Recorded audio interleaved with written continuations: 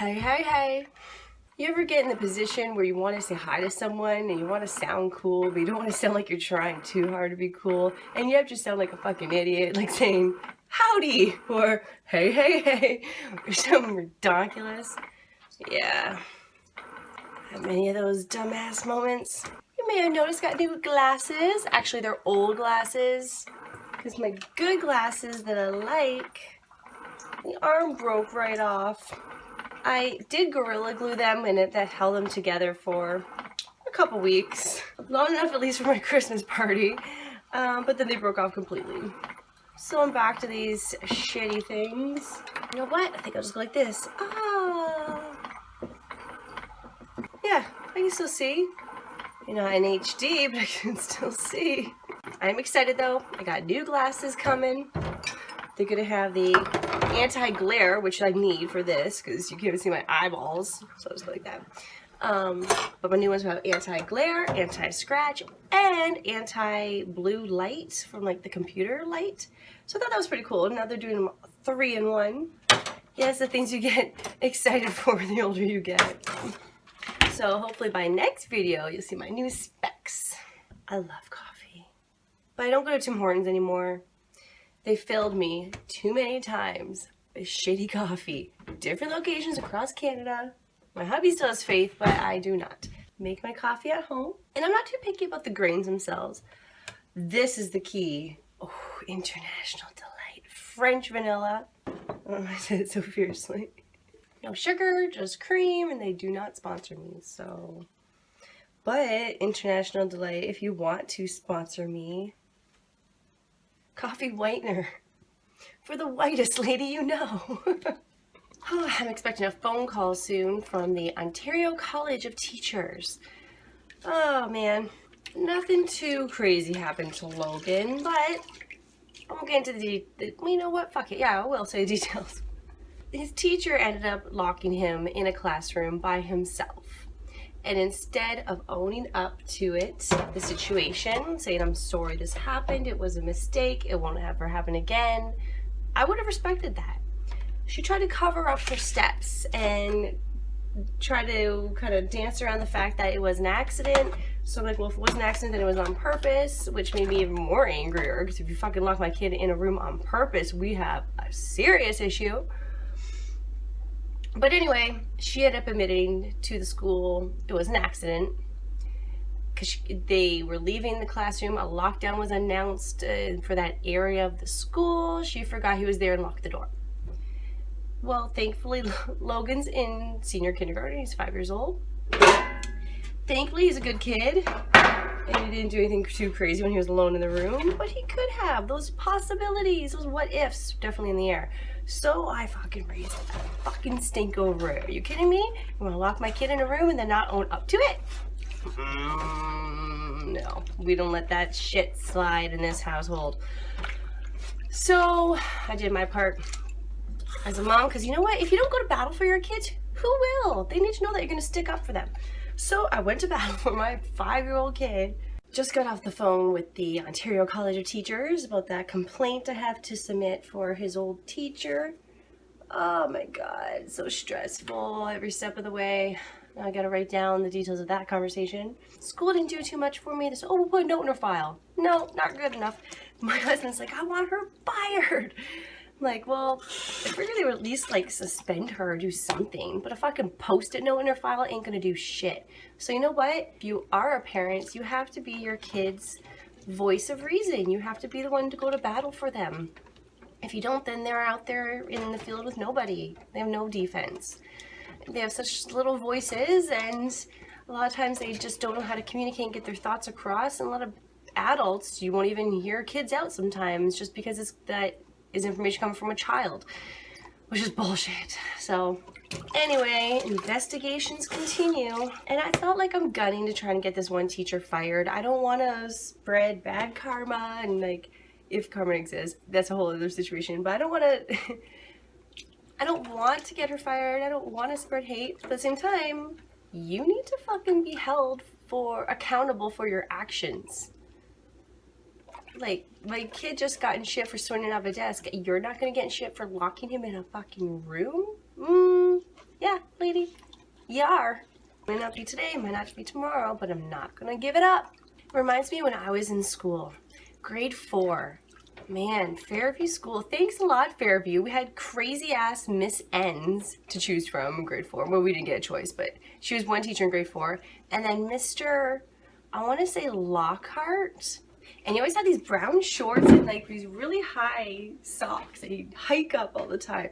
I remember hearing at recess time that this Mr. Locker, whatever the fuck his name was, that he threw a chair at a kid. So same grade as me, his name's Mark.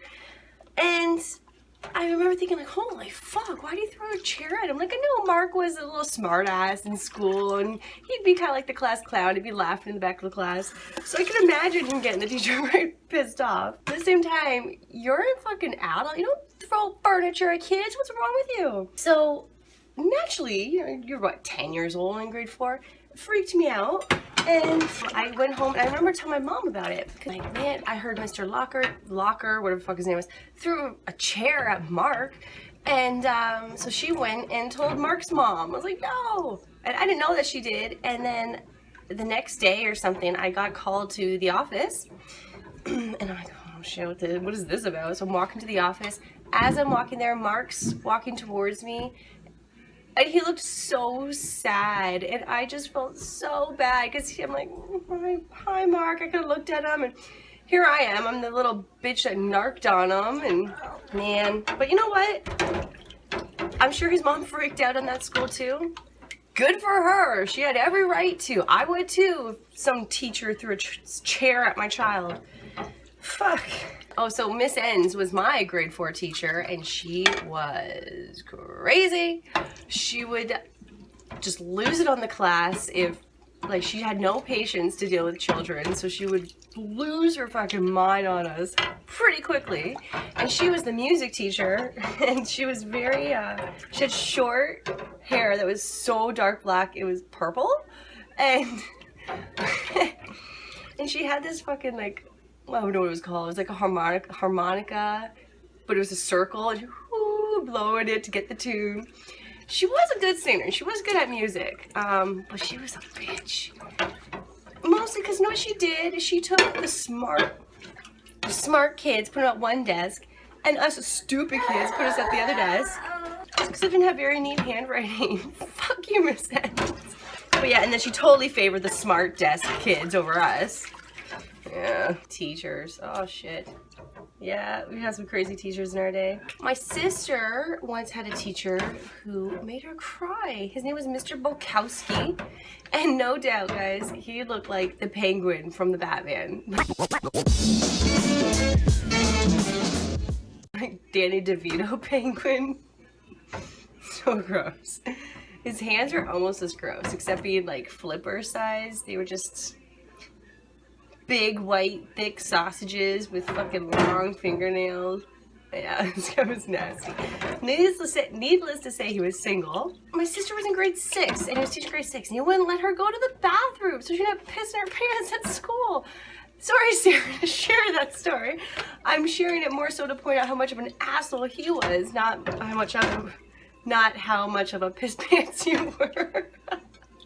I love you, Sarah. I just don't understand as an adult now how some teachers could be so shitty to kids. And actually in high school, another teacher, I probably would have taken auto shop. I love working on cars. I love the smell of a greasy car shop. I don't know, something about it is just one of my favorite smells. Fresh cut grass, bonfires, greasy car shop. Oh yeah. I love walking by those car shops when they have the big bay doors open in the summertime. You walk real close. Get a waft of that, see some of those greasy monkey wrenches working. Oh yeah. Anyway, I would have done that. But the teacher who taught that class for grade 9, 10 starting out, he was a creeper. His name was Mr. Marhouse. He's what you would typically in your head picture like an army major or a general or someone high ranking in the army. Just a really tall, big man, balding, big, thick glasses, just stern, strong look on his face all the time. He was my homeroom teacher in grade 10, I think it was, grade 10. No, that would have been the beginning of the year. So I haven't been deflowered yet. I'm just still like very shy and insecure about myself. You're 15 years old, of course you're insecure. Well, down about 15-year-olds today, but when I was a kid, yeah, you were insecure. So I remember standing for Canada, and I'll stand up and he'd stare at me, but not in the face. No, he'd fucking like stare at my tits and shit and practically undress me with his eyes to the point where I just felt so creeped out. But I wasn't the only one that noticed it. My friend Kelly is like, how come he keeps staring at you during O Canada? I'm like, I don't know. But anyway, I had enough. I was to the point where I was a little fucking freaked out and scared. So I went to the guidance counselor, who was a woman, and I told her how I felt. I told her what was happening.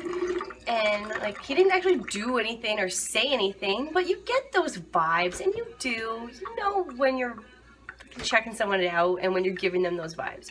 You can deny it all you want because you didn't actually say or do anything, but the energy was there, right? Anyway, I told her what was going on. She switched me to her homeroom, which was a little bit out of my way, but totally worth it. I just tried to avoid this Mr. Marhouse guy. One day, I was walking down the hallway, and there was no one else in the hall. It was one of those eerie times, which is sometimes is cool, but then all of a sudden, he came out of a classroom behind me. So he's about 20 paces behind me in the hall. And I'm like, oh fuck, I knew he was there, but I was hoping he didn't say anything to me. I just kept on walking. And I sped up a little bit, and then I hear, Katie! Katie! I'm like, oh fuck. I'm like, yeah? He's like, why did you switch homerooms? Why aren't you in my homeroom class anymore? I'm like, hers was closer for my next classroom, so I just wanted to make the switch. I left it at that, and I never spoke to him again throughout high school. He never tried to follow me or approach me after that. But like, I didn't feel comfortable enough to tell him the truth there. Like, hey, you're creeping me the fuck out, maybe. But I was already intimidated by him. I couldn't talk to him and be like, can you stop doing this? It's scaring me. Because for one, I'm like half his size. This dude's a giant. I'm 5'2". But god damn it, I'd be able to like change my own brakes and do anything I need to on my own vehicle by now. But I had to let some creeper get in my way. You know what, maybe I shouldn't say that because he does have kids that are my age, but I just got that vibe. I got that fucking creepy pedophile vibe from that guy.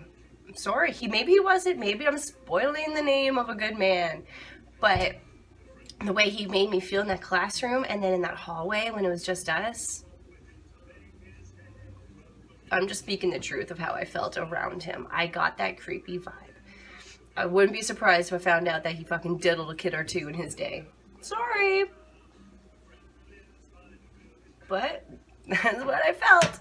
Just a little bit of background later on. Found out later in the years that teacher got cancer and died. So, you know, I'm not saying karma or anything, but I don't wish that upon anybody. Fucking cancer has been rampant through my family. I don't wish cancer upon anyone.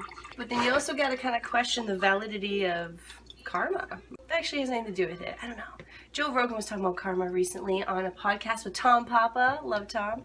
I don't want to misquote him the way... I'm just going to link up that podcast because it was so good. And I don't want to misquote him. The way he was talking about is karma, and it's basically just like the energy you put out eventually is what you're going to get back. Which is kind of how I see it too. That makes sense. Crikey! Karma's like a boomerang. Terrible Aussie accents.